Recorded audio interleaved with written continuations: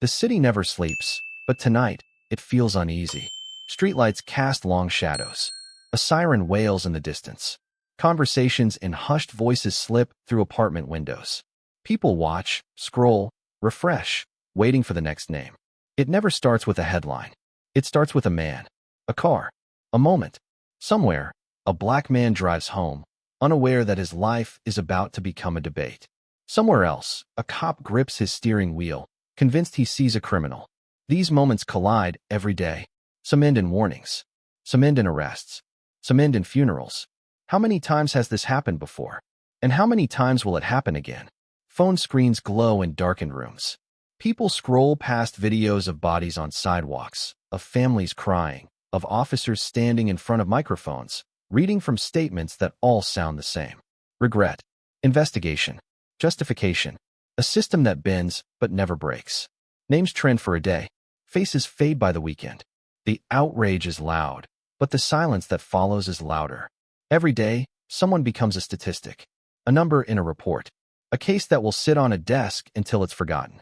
But before that, they were a person. They had a story. If you believe justice should be blind, hit subscribe. Success should feel like a shield.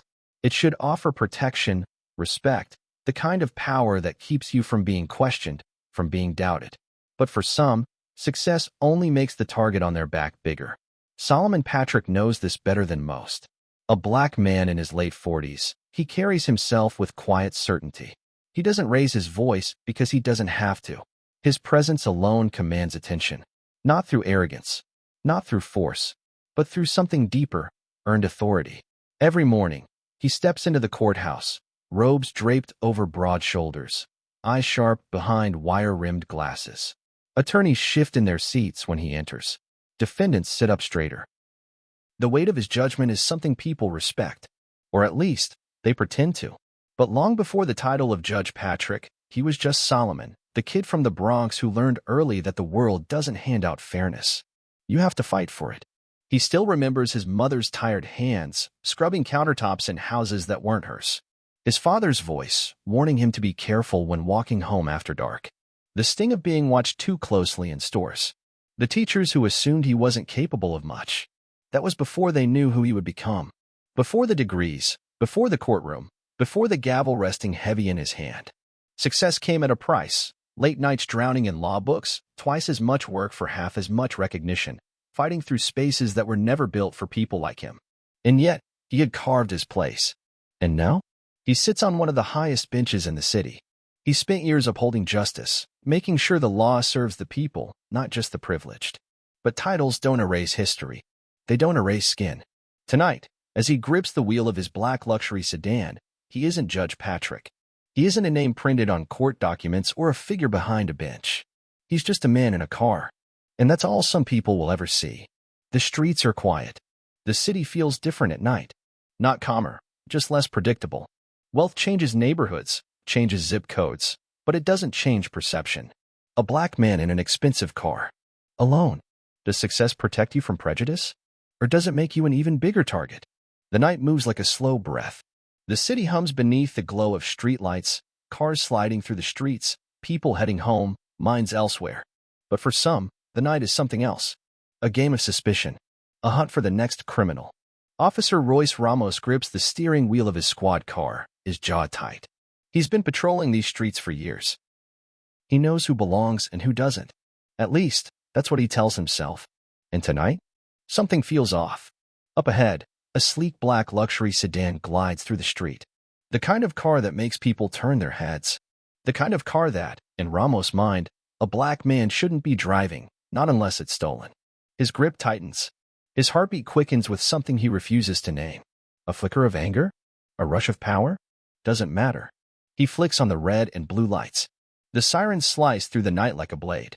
The car slows, pulling over to the curb. No hesitation. No sudden movements. Almost too calm. Ramos hates that. He steps out, boots hitting the pavement hard. One hand on his belt. The other resting near his holster. Inside the car, Judge Solomon Patrick exhales. He knew this would happen. Maybe not tonight, maybe not here, but always eventually. He keeps both hands on the wheel, waiting. He's been here before. The uniform changes, the faces blur, but the feeling never does. A shadow moves toward his window. Roll it down, Ramos barks. Patrick obliges. The air between them is thick, charged. Ramos leans in. His eyes flick over Patrick's suit, the polished watch on his wrist, the leather interior of the car. His lip curls. Step out of the vehicle, he orders, voice sharp. Hands where I can see them. Patrick tilts his head slightly. Not in defiance. Just observation. Is there a reason for this stop, officer? His voice is smooth, measured. Ramos' sneer deepens. He knows this type. The ones who act like they're smarter than him. Who think a calm voice and expensive clothes change the facts. Yeah, Ramos says, taking a step back. You're driving a car that's a little too nice for you. The words hang in the air. Not implied. Not hidden behind legal jargon. Just raw, naked prejudice. Patrick blinks, but his face doesn't change. He's heard worse. He's been called worse. But it doesn't make it any less exhausting. Still, he plays the game. His movement's slow, deliberate. He unbuckles his seatbelt, pushes open the door, and steps onto the pavement. Ramos circles him like a predator sizing up its prey. Turn around. Hands on the hood. Patrick stays still. A pause. Not out of fear. Not even out of protest. Just the weight of it all. Then, with a quiet sigh, he complies.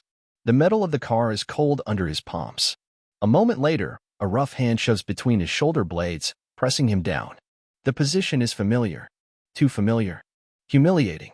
Ramos' hands pat him down, moving with force that feels more like punishment than protocol.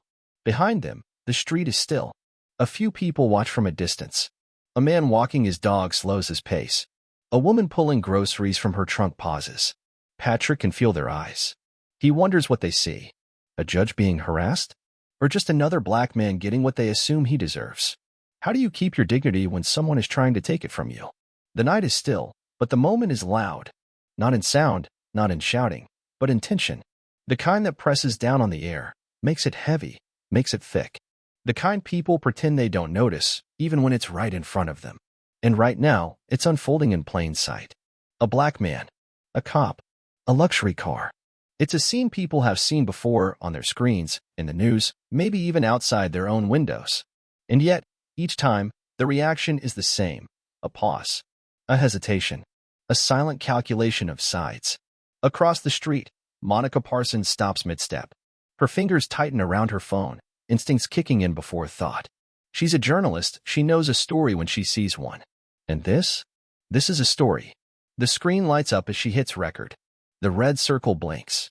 The lens captures everything. Judge Patrick, pinned against his own car. His suit jacket wrinkled beneath Ramos' grip. A man who holds power inside a courtroom, being stripped of it on the street. She doesn't speak. She doesn't need to. A few feet away, Penny Carroll watches too. Her lips pressed together, arms folding over her chest. She's seen videos like this before. She's heard the debates, watched the protests, shaken her head at the news. But standing here, in real time, with no narrator to tell her what to think, she falls back on what feels familiar. Maybe he did steal it, she mutters under her breath. Beside her, Alice Barber turns sharply. She's younger, barely in her 20s, a law student who still believes the system can work, if the right people fight for it. Her eyes flick from Penny to the scene in front of them. She can feel the injustice of it, the wrongness pressing against her ribs. Or maybe, just maybe, he's another black man getting profiled. Penny exhales through her nose, shifting her weight. She wants to argue, but the words don't come.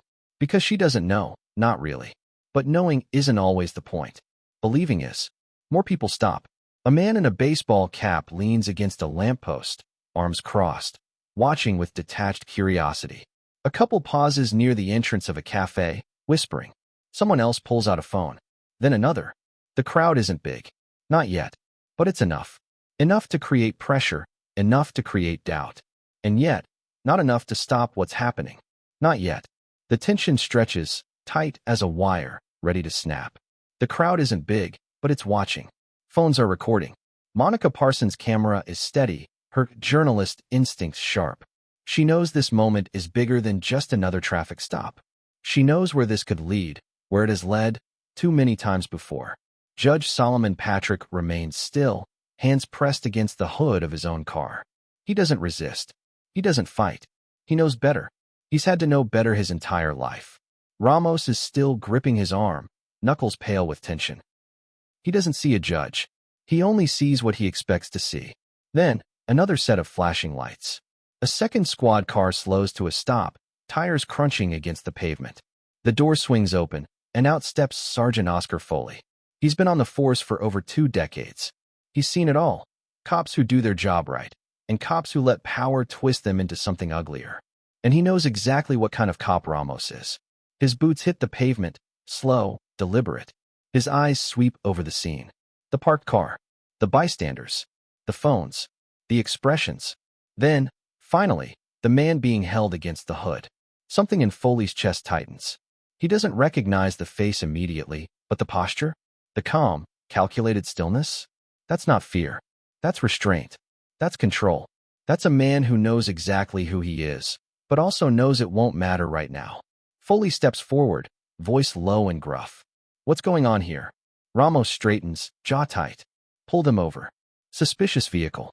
Match the description of a stolen car. Foley doesn't react right away.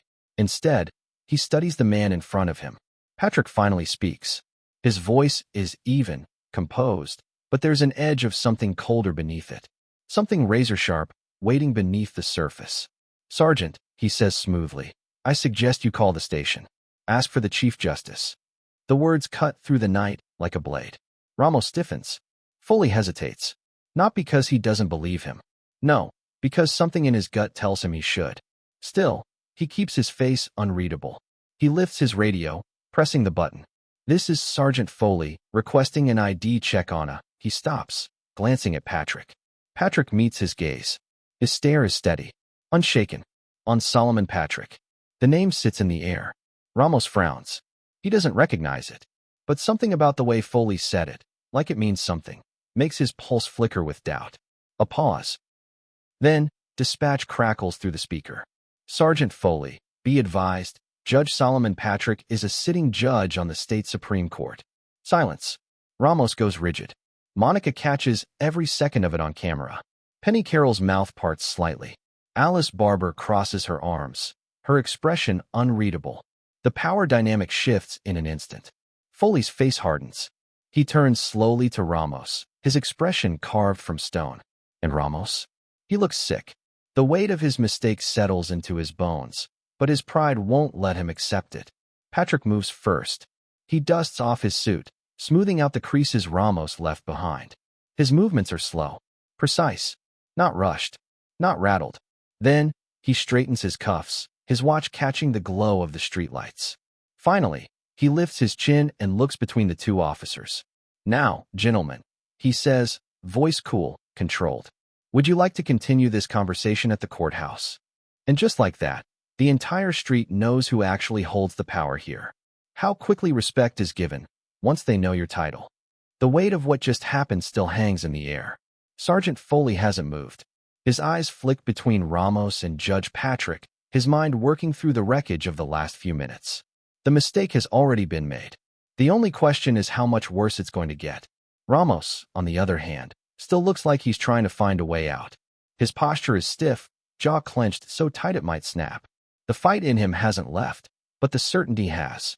He's no longer gripping Patrick's arm. He wouldn't dare. But he can't just accept this. He can't just stand here and let himself be the bad guy. So, he does what people like him always do. He justifies. His voice is sharp, defensive.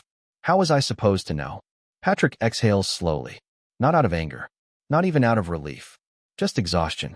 And then he looks Ramos straight in the eyes. That's the problem, he says, voice even. Measured. Unshaken. You never even considered that I belonged here. The words land heavier than a slap. Because they're the truth. Ramos knows it, even if he won't admit it. There was no probable cause. No real reason. Just assumption. The same assumption that's left too many men on the pavement, left too many families grieving, left too many cases under investigation. Ramos could have killed him tonight. Maybe not with a gun, but with the wrong move, the wrong word, the wrong escalation. And he wouldn't have even hesitated. Because in his mind, men like Solomon Patrick don't drive cars like this. Men like Solomon Patrick don't wear expensive watches, don't live in wealthy neighborhoods, don't carry themselves like they have nothing to prove. Men like Solomon Patrick don't belong. Until they do. Until their name carries weight. Until their title demands respect. Until someone whispers in a radio, that's a judge. And suddenly, they're no longer a threat. Just a mistake. Foley doesn't say anything. He doesn't have to. He knows what happens next. The reports will be filed. The department will be notified. There will be consequences. Maybe not enough, but something. Ramos knows it too. His chest rises and falls, frustration rolling off him in waves. But he doesn't argue. He can't. Foley pulls out his radio again, voice clipped. I'll handle this. Patrick doesn't ask what that means. He already knows. A suspension, at the very least. Maybe worse, but not the worst. The system will protect Ramos in ways it never would have protected him. It always does. And Patrick? He could press charges. He could take this all the way. He could make sure Ramos never wears a badge again. But he doesn't. Not because he can't. Not because he shouldn't. But because he understands something Ramos never will. Power isn't about punishment. It's about the choices you make when you have it. So instead, he gives Ramos something to sit with. Something that will outlast any suspension, any investigation. I hope next time, Patrick says, voice quiet but firm. You think before you act. Ramos doesn't respond. Because what could he possibly say? The night ends, but the story doesn't. By morning, the video is everywhere. Monica Parsons uploads the footage before she even gets home. Within hours, it spreads across social media like wildfire. Millions watch. Millions have opinions. The reactions come fast. Some are predictable. He should have just complied. The cop was just doing his job. How was he supposed to know he was a judge? But then, there are the voices that cut through the noise. Why does a black man have to be a judge to be treated with respect? What if he wasn't Solomon Patrick? What if he wasn't someone important? What would have happened then? This isn't about one traffic stop. It's about all of them. The debate rages. News stations pick up the clip. Panelists argue. Experts weigh in. The words racial profiling and abuse of power flash across headlines. It won't last forever. It never does. But for now, people are talking. And for some, the conversation changes more than just their opinions. Alice can't stop replaying the moment in her head. The way Ramos spoke. The way he never questioned himself. Only the man in front of him. She spent years studying law, memorizing cases, writing essays on justice and fairness. But this was the moment that lit a fire inside her. She doesn't just want to study the law anymore. She wants to fight for the people who don't have a title to protect them. She opens her laptop that morning and starts researching civil rights law. Because the next time this happens, and there will be a next time, she won't just be standing in the crowd. Penny Carroll reconsiders. Penny doesn't sleep well that night.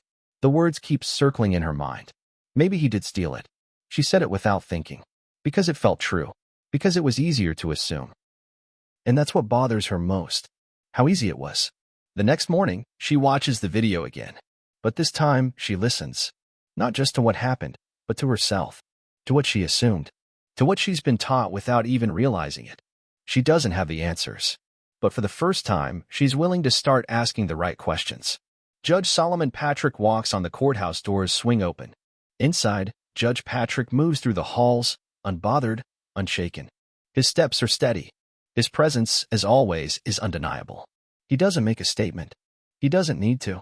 Because power isn't in the words shouted into a void. It's in the way you carry yourself when the world tries to break you. The robe goes over his shoulders. The gavel rests in his palm. The world will keep moving. The cycle will continue. But today, Solomon Patrick sits on the bench, not the hood of a car. Respect should be a given, not a privilege. If you believe everyone deserves equal treatment, share this story.